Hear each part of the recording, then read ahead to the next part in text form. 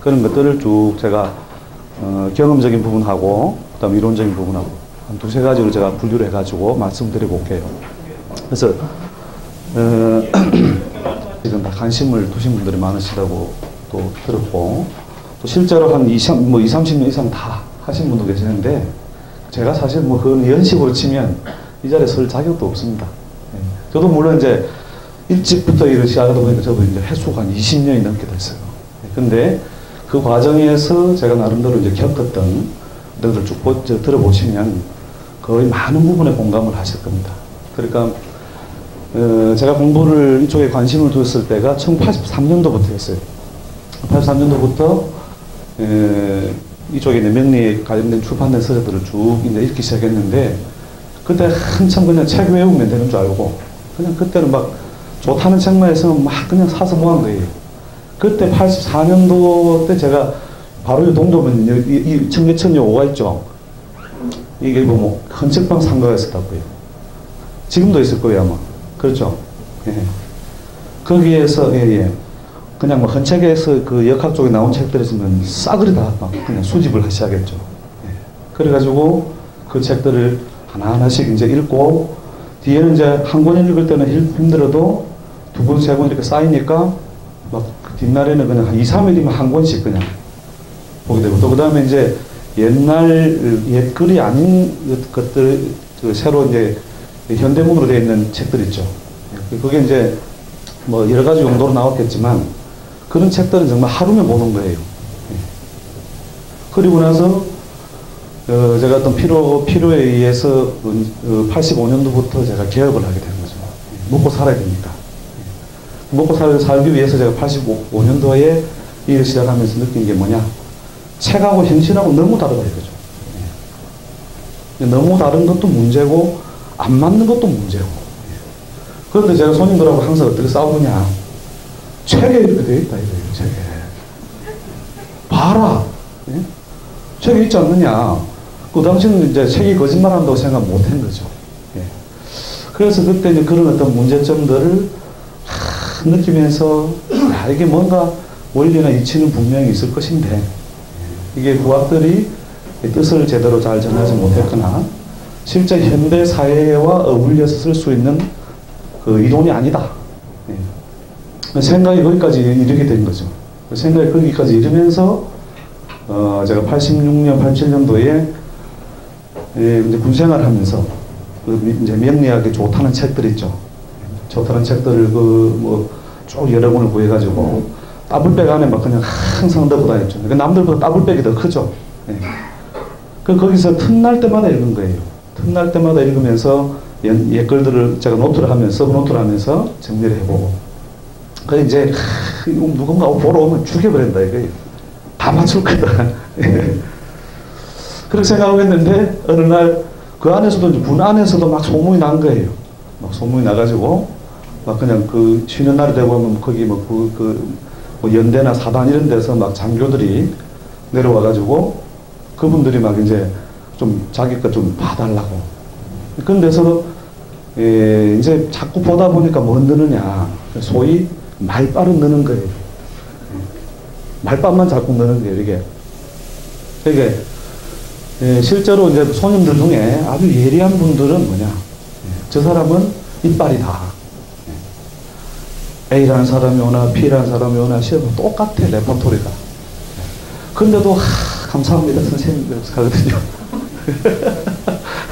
그러나 뭐냐면 실제로 봐주는 사람은 본이든 본의가 아니든 검증을 하게 되잖아요. 지나간 사실을 이렇게 포괄적으로 꼭 맞히려면 그 말을 두루뭉실하게 하면 돼요. 그러면 맞아. 그죠? 두루뭉실하게. 그렇게 포괄적으로 말해버리면 다 맞단 말이에요. 그죠? 그 다음에 어차피 원하는 거는 결론은 몇 가지니까. 잘 된다, 잘 풀린다, 뭐 시험에 합격한다. 자기들이 원하는 결론은 이미 뭐예요? 질문과 답을 뭐냐면 손님들은 다 가지고 와요. 질문과 답을. 그걸 이제 꿰뚫고 있는 사람은 뭐냐, 말 빨라도 그 철학 공부 몰라고 하니에요. 응? 이미 그 사람들이 원하는 답을 가져왔는데, 자, 환자가 병원에 왔다. 왜 왔는 거예요? 안 아프게 해주세요. 나쁘게. 이미 결론까지 정해져 있지 않느냐. 그런데 뭐하러 공부하니? 부산에 손님 많은 또 노련한 역술인들, 그분 농전한 역술인들이죠. 예. 근데 그런 사람들은 또 어쨌든 밥 먹고 산다 해요. 손님 많고. 예. 그러면서 우리 술자리 가서 같이 술할 때 박승생 뭐 알겠던기요? 이랬는데. 나는 막 백날 해도 모르겠더라. 그래도 밥은 먹고 산다. 예? 그게 뭐냐면 질문과 답의 원리를 알고 있다 이거예요. 그러면서 이게 말빨만 들어가지고는 안 된다. 예, 말빨만 들어가면 안 되는 문제점을 크게 느끼고 있었던 거죠. 그래서 제가 이제 본격적으로 제가 공부를 한 것이 87년도 봄부터 이제 책을 다 버리죠. 예, 그래서 좋다는 뭐 연애자평부터 적천수까지 다 버리고 이건 다 글이다. 예, 현상을 말하는 것은 아니다. 예, 그렇게 생각하고 한 6개월 동안 이제 고뇌의 밤을 보내요. 그러니까 제가 하필 그 군대에서 초병생활을 했기 때문에 저녁이 되면 이제 해안가 바닷가로 나가서 저는 이제 신나는 거죠. 사실은 군 생활이 육체적으로는 고달프지만 제 정신적으로는 제일 행복했죠. 예. 무언가 극복해야 될 게 있다 이거예요. 예. 그래서 그걸 이제 밤새 그냥 연구하고 또 들어오고 아침에 자고 이런 어떤 방관하지 뒤집힌 생활을 했는데 그때 이제 1987년도 7월 달이었죠. 7월 달에 제 나름대로 이치를 새롭게 이제 정리를 하죠. 예. 그때에 제가 그때 정리했던 그 개념들이 뭐냐면, 우리가 배우고 있는 것은 뭐예요? 문자죠, 그죠? 옛 사람들이 우리에게 문자로서 뜻을 정했다 이거죠. 예. 그런데 옛 사람들이 문자는 어디서 나왔냐? 문자는 어디서 나왔냐? 대자연에서 나왔다, 대자연. 대자연, 그죠? 자, 이 대자연의 운동을 보고, 여하간에 하늘을 보든 땅을 보든 어디를 보든 시간 뭐 사물의 운동을 보든 어떤 대자연의 운동성을 보고 문자를 만들었다 이거예요. 그런데 우리 후학들은 뭐냐면 문자에 빠져서 뭐냐 문자에서 놀고 있다 이거예요. 풍수에서 우리가 산자선 서자서란 말 나오죠. 산은 산대로 놀고 있고 글은 글대로 놀고 있고 책 볼 때는 다 맞힐 것 같아. 손님 오기만 와라. 반쯤 죽여버릴 거야. 그런 마음으로 팍 했다가 정작 손님 오면 앞뒤가 막 그냥 머리가 아프다는 거죠. 그래서 뭐냐면 문자에 전해진 뜻을 우리가 놓치고 있다. 그렇다면 그냥 문자를 버리고 뭘 봐라. 대자연을 보자. 대자연을 보다 이 대자연을 보아서 거기서 내가 새로 5행은 아니고 만약에 7행이더라. 내가 연구를 하니까 그럼 내가 7행이라는 새로운 어떤 이론을 가지고 연구를 하겠노라. 그렇게 가지고 제가 마음에 이제 각오를 중간중간에 막 점검을 했죠. 그 다음에 이 대자연에서 문자가 나오면서 어떤 왜곡이 일어나요? 그 제가 저 강의로 간 앞부분에 이게 디지털 아날로그 이야기 나오죠. 디지털하고 아날로그 뭐냐? 이게 문자는 디지털하고 그죠? 사물이나 현실은 아날로그하다. 이렇게 아날로그한 것을 어떻게 옮겨놓은 거예요? 디지털 방식으로 옮겨놓은 것이 대자연의 운동을 무엇으로? 문자로 옮겨놓은 거라는 거죠.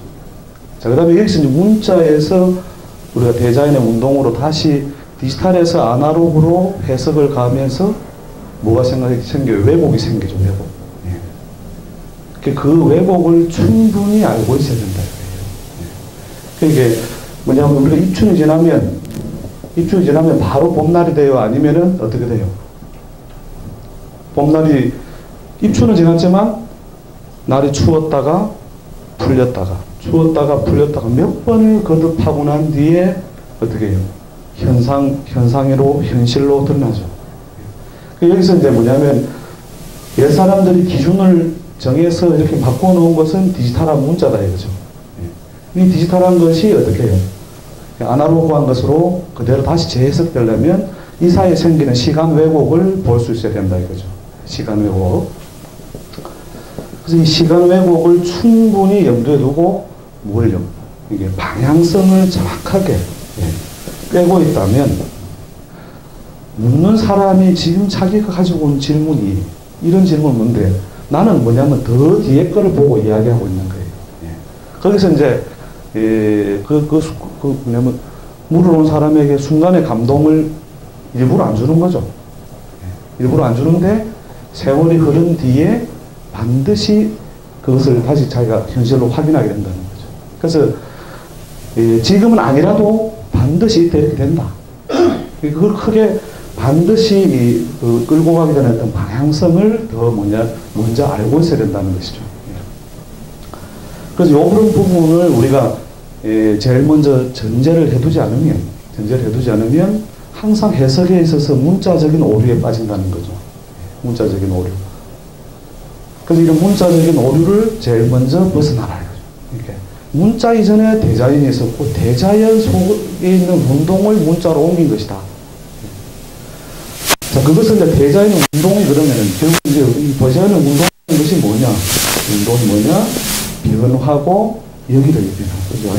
이게 역학의 어떤 근본적인 어떤 개념이잖아요. 대자연의 운동은 뭐냐면 변하고 그 변화에는 뭐가 있다? 규칙성이나 주기성이 있다. 이것을 옛사람들이 남겨놓았으니 이걸 가지고 어떻게 해요? 우리 시대에 걸맞도록 다시 우리가 해석하고 적용해야 된다는 거죠. 그런 어떤 작업이 이제 너무 잘 안 되고 한 거죠. 그러니까 특히 우리 동양학의 어떤 발전에 저해를 줬다는 것이 옛날에 우리 고대 중국인의 우리가 하늘을 보는 어떤 중국인의 의식 이런 거 보면 무슨 선야설, 개천설 이런 거 나오죠. 우주에 대한 모델 이야기죠. 우주에 대한 모델이 개천은 우리가 무슨 이렇게 하늘이 이렇게 둥글어서 덮개로 덮여 있다. 그 다음에 선야를 이 줄을 타고 다니는 이런 선야라는. 하여튼 여러 가지 뒤에는 또 주자선야가 만나면서 여러 가지가 그 가설이 나와요. 가설이 나오는데 지금 우리가 그런 이념에 대해서는 별로 개의치 않아요. 중국인이 이해했던 그런 어떤 대한 이해죠, 이해. 그 코페르니쿠스 이후에 또 갈릴레오 이후에 이미 하늘에 뚜껑이 없구나. 그 다음에 뭐예요? 별과 별이 다니는 길이 있는데 그 길을 갖다가 우리 주자성에 보면 기륜설 이런 만나요. 이의 바퀴에 의해서 다닌다. 물론 지금은 궤도란 말로 그러죠. 날윤력이 있고 그것이 궤도에 의해서 움직인다. 그러니까 현대에서 말하는 그 과학적인 어떤 체계에 의해서 우리 이해를 하고 있잖아요. 그런 부분에 대해서 우리가 회의를 가지 않는 이유는 뭐냐? 좀 현대의 어떤 과학적인 사고나 또는 과학적인 이해 이런 어떤 방식을 충분히 우리가 이 학문 속으로 그대로 편입시켜야 된다는 거죠. 그러면 그러니까 아예 코페르니쿠스하고 오행하고 따로예요. 공부하는 사람들 보면 완전 머릿속에 뭐냐면 하드웨어 머릿속에 우리가 윈도우스든 운영체제가 있잖아요. 그죠? 그럼 머릿속에 저장하는 방식이 코페르니쿠스는 이쪽으로 오행은 이쪽으로 해서 자기 내에 저장하는 어떤 섹터가 따로 있는 거예요. 따로 있는 게 아니단 말이죠. 이게 고대인이 이해했던 그 대자연에 대한 어떤 이해단 말이에요. 이게. 그거나 지금은 우리 코페르니쿠스나 뉴턴이나 똑같아요. 그것을 얼마나 객관화하고 그 객관화에 따른 이론, 그다음에 이론이 된다는 것은 증명할 수 있다는 거잖아요. 그래서 우리가 과학적인 어떤 사고나 이해 방식을 가지고 이것을 우리가 새로 현대사회에 맞도록 재구성해야 된다. 그래서 이런 재구성의 필요성을 이제 절박하게 느낀 거죠. 그래서 그 다음에 뭘 배우냐? 우리가 음양과 오행의 개념 배워주고, 그죠? 그래서 이제 오행에 대해서도 제가 어떻게 87년도 그 여름에 제가 아침에 일어나가지고 일어난 게 아니죠. 그때 뻥 하면서 제가 나름대로 이거다. 금과 목이 둘이 아니다. 금과 목은 하나다. 금과 목이 우리가 금과 목 보는 그래 목을 극하지. 그래? 목을 극하니까 금 따로 목 따로인데 금과 목이 글로 두 글자가 되어서 뜻이 다르고 뭔가 의미가 다르다는 걸 말해놓았지만 이게 둘이 아니고 한 몸이에요. 한 몸.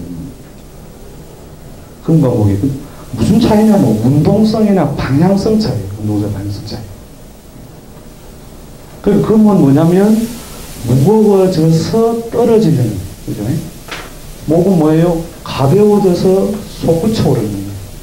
또 음에 더 이상 갇혀있지 않고 튀어오르는 그런 운동을 말한 것이다. 이거죠.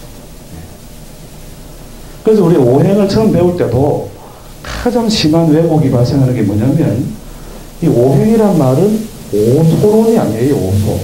우리 서양에서 자연철학에서 말하는 이 뭐 만물의 기원은 불이다, 만물의 기원은 물이다, 이런 원소론적인 개념에서 한 말하고는 완전, 이 원소론, 소라고 하는 것은 물질적인 거죠. 또는 공간적인 개념이잖아요. 그래서 물질과 공간적인 개념이라면 오행은 뭐냐면 다분히 시간적인 개념이다. 그죠? 시간을 말해준 거죠. 시간의 좌표를 어떻게 해요? 몇 가지 단계로? 5가지 단계로 쫓아왔다. 그러면 그걸, 왜냐면 아침에, 그런데, 금금목 이러면요. 제가 그 동해안 바닷가에 가면 진짜 군사지대에 경치가 더 좋아요. 관광지는 오히려 별 볼일 없다니까요. 가면 막 그 귀한 예석이 이렇게 있는데 거기에다 다리 하나 걸쳐가지고 있는 소나무가 있다니까요. 그래서 소나무 이렇게 비틀려가지고 막 이렇게 있죠. 그죠? 그게 금금목인 줄 알았다니까요. 금금목. 그래. 내가 다음에 강의할 때 써먹어야지. 예? 근데 그게 아니라, 우리가 목의 기운이나 목행, 천지만물의 기운이 목행의 흐름을 만나니, 어떻게 해요? 그 나무에도 뭐냐, 싹이 새로 나더라고요. 싹이 새로 올라오더라. 네. 그 다음에 가을이 되니까 거기에 뭐예요? 열매가 맺혀서 떨어지더라고요. 열매 맺혀서. 이렇게 그 자리에서 뭐예요?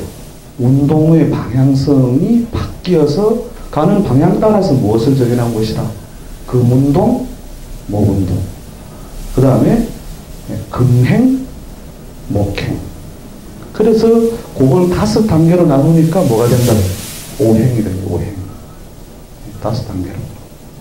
크게는 음양조, 그죠? 크게는 음양조. 이 음양도 뭐냐면 남과 여가 아니잖아요. 이걸로 배우는 순간부터 우리는 꽝 돼버려요. 남자와 여자 이렇게 배우는 순간부터. 그 음양이 뭐 간단하게 하면, 우리 어떤 하나의 기준을 두고, 콧구멍을 기준으로 했을 때, 밖으로 튀어나가려는 운동이 발생하는 호, 도로 주워 담으려는 운동이 발생하는 흡. 이게 호가 양이요, 흡이 음이요. 그래서 위치에 따라서 반대로 볼 수도 있겠죠. 그죠? 예, 자기를 기준으로 하면은, 뭐예요? 밖으로 펼쳐지고 던져지는 기운이 호, 그죠? 예. 그 양음이라는 건 절대적인 게 아니고 기준 따라서 갖는 방향성의 차이라는 거죠. 그래서 콧구멍 하나에서 음양이 오고 가는 건데, 처음 배울 때 뭐냐, 음은 남자다, 여자는 여다, 그래. 왜 알아? 저도 막 그렇게 처음에 제가 86년도부터 제가 강의를 했으니까. 좀 대단해요. 이쪽 인연이 엄청나게 있는가 봐요. 86년 제가 군대 가기 전에 강의하고 왔거든요. 예. 그때부터 제가 강의를 이제 한 8기 정도 이렇게 하셨는데, 그때는 저도 그렇게 알았죠. 아, 남자다, 배워라. 예. 근데 그걸 말한 것이 아니었다는 거죠. 예. 운동의 방향성 차이를 말한 것이다. 이게 1호 1흡을 말하는 것이요. 일주일약. 예. 하루는 낮이 되고, 12시간은 낮이 되고, 12시간은 밤이 되고. 그렇게 양운동과 음운동을 거듭하면서 어떻게 해요? 극단을 막고 생명력을 유지하게 한다. 이게 생명력. 그게 그 이야기는 뭐 도덕경에 보면 나오죠. 도덕경에 뭐라고 나와요? 5구절 중에. 음양이 극단에 치우치지 않는 반자도지동 나오죠. 반자도지동. 예? 반자도지동. 기억나십니까? 도올 선생도 수업 시간 잠깐 써먹고 했는데, 돌이킬 반자를, 그죠?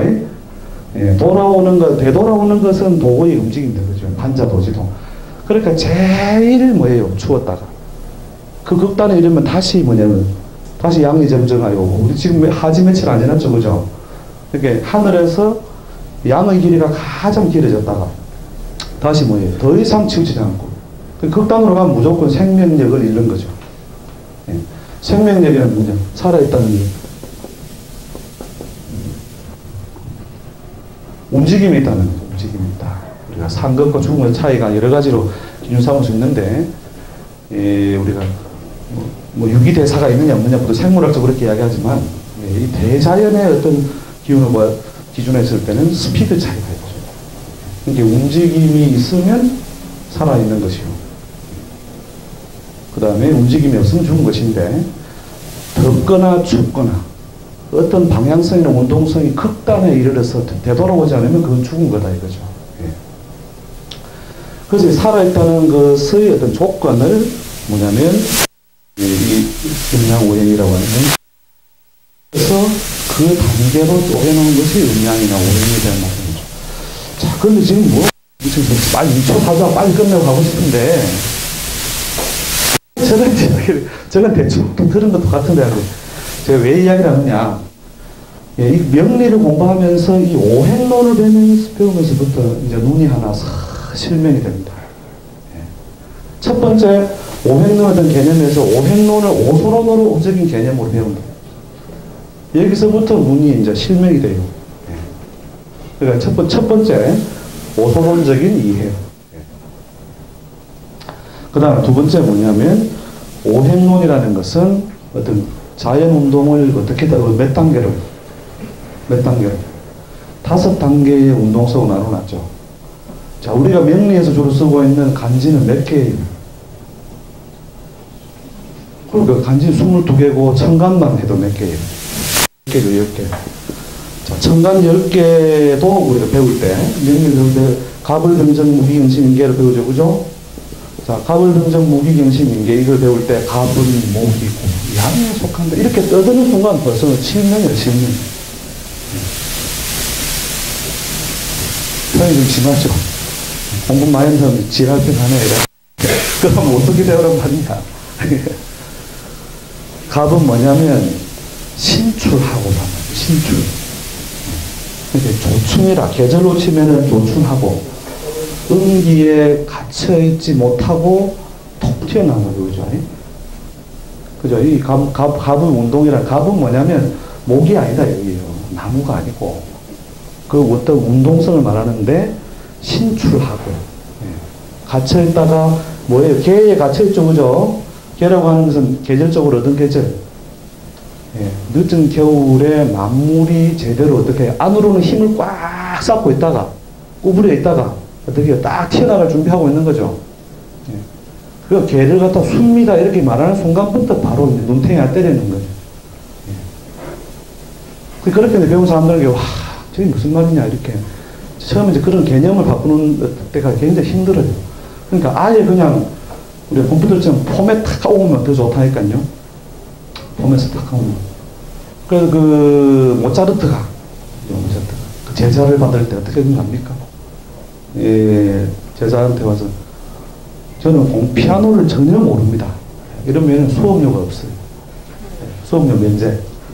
근데 누구한테 가서 이거 배우고 누구한테서 이거 배우고 누가 이거 배웠다. 야 공부만 했구나. 이런 수업료 엄청나게 내야 된다. 수업료 많이 내야 돼요. 그래서 엄청난 수업료를 오히려 공부한 사람한테는 예, 받고 예, 공부한 없는 사람은 수업료를 거의 안 받았어요. 예. 그러니까 이게 이제 우리가 처음에 뭐냐면 오소론적으로 이해하면서부터 이게 이제 사실 큰 회복을 하시는데 이게 어디서 문제가 되느냐면 자, 우리가 이제 진과 술 이런 것을 우리가 그러면 바로 이러면 진토, 술토 이란다 했거든요. 그럼 우리는 이쪽 제 공부해가 타이틀 가져 나가는 사람이 그렇게 하면요 진짜 눈탱한 데 많습니다. 공부하지 말아요. 배웠다 손 하지 말아요. 이게 다른 데서 배웠다 그래. 이게 진하고 술이 분명히 뭐예요? 오행적인 속성을 따진다면 속성 따지면 뭐예요? 양에 속하고 토에 속하는 그죠? 그런 작용력이 반드시 있죠. 그래 그것은 뭐예요? 우리가 오행의 어떤 그 운동성이나 운동성 속성 중에 일부를 어떻게 해요? 진이나 술의 어떤 속성에서 따온 거예요. 네. 이렇게 꼭 오행적인 것에 배속을 한다면 이런 것이다. 이 진하고 수를 거의 같다라고 배우는 순간에 이제 뭐냐면 이 역학을 하는 사람들이 뭐가 되냐? 강도가 돼요. 강도가. 남은 인생 완전 작사를 내죠. 저승사자가 되죠. 왜 그렇게 되느냐? 자, 이것을 그대로 진에 대한 어떤 이해. 진이란 도대체 뭐냐 이거예요. 진이란. 저걸 그냥 토다고 생각하면 그 생각 때문에 결국 뭐 많은 부분을 다 같이 왜곡되게 해설한다는 거죠. 예를 들어서 우리가 갑술이다. 예. 자, 이걸 또 보면 또 보는 순간에 또, 이거 이제 드디어 이제 우리한테 좀 진한 문자 나왔다는 거죠. 갑술. 내 떠들 거 많지. 그런데 대부분 다 뭘 또 배워요? 강량론을 배우죠. 강량론.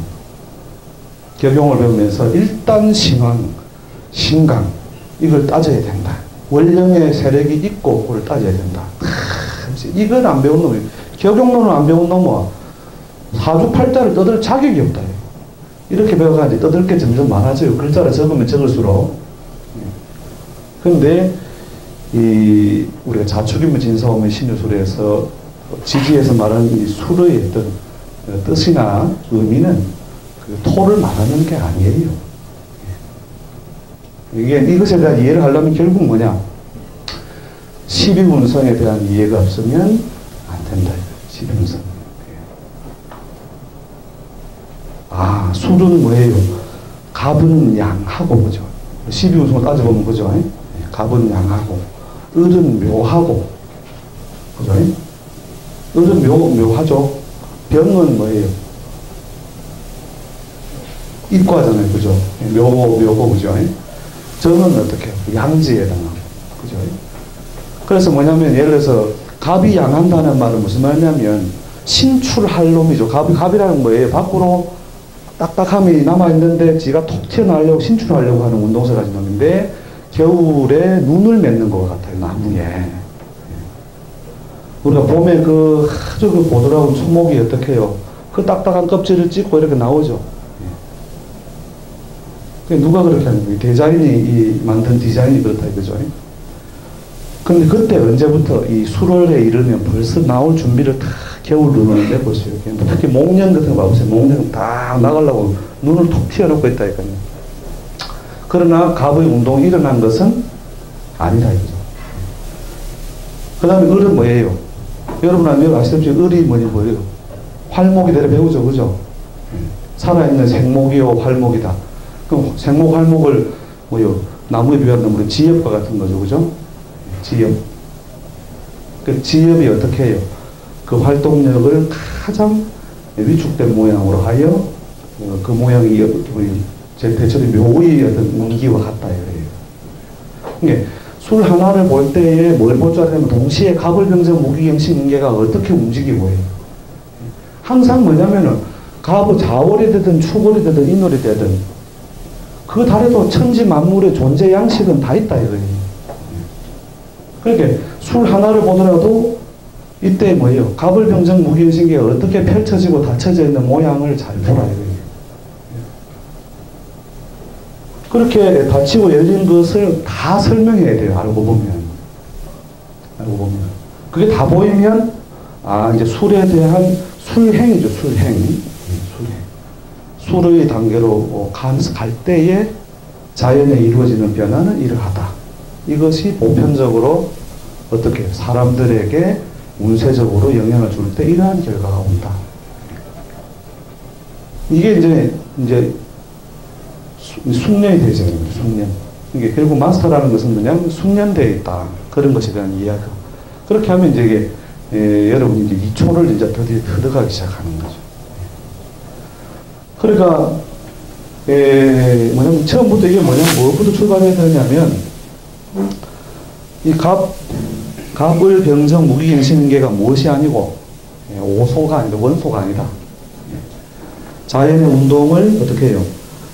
초여름, 초봄, 그 다음에 만춘, 그 다음에 초여름, 이런 어떤 그 자연의 계절이나 운동 변화를 어떻게 해요? 문자로 표현해 놓은 것이다.